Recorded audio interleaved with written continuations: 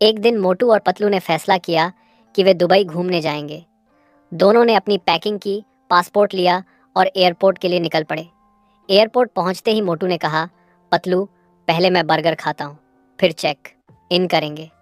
پتلو غصہ ہو کر بولا، موٹو پلین چھوٹ گیا تو برگر دبئی میں بھی نہیں ملے گا۔ جیسے ہی وہ چیک ان کاؤنٹر پر گئے، موٹو کا بیگ بھاری نکلا۔ سٹاف نے کہا، ایکسٹرا ویٹ کے لیے 500 دینا پڑے گا۔ موٹو نے بیگ کھولا، اس میں 10 سموسے، 5 لڈو اور ایک پرانی سائیکل تھی۔ پتلو شوق میں، یہ سب لے جا رہا ہے؟ موٹو بولا، یہ میری یادوں کا سامان ہے۔ سرکشا جانچ میں پتلو آسانی سے نکل گیا، لیکن موٹو کا الارم بج گیا۔ جب سرکشا نے بیگ چیک کیا تو اندر سے ایک سپیکر نکلا۔ موٹو بولا، میں فلائٹ میں بھی سنگیت سنتا ہوں۔ آخر میں دونوں بورڈنگ گیٹ تک بھاگتے ہوئے پہنچتے ہیں اور موٹو گر گیا۔